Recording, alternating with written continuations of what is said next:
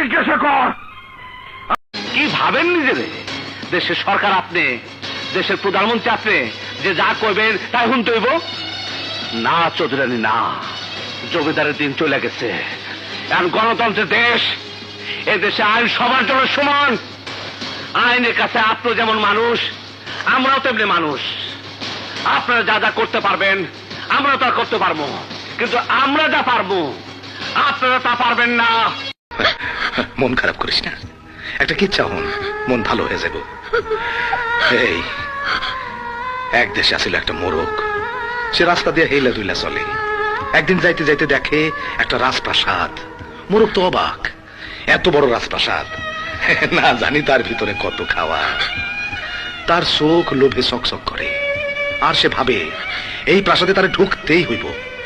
কিন্তু যেই না সে ভিতরে ঢুকলো,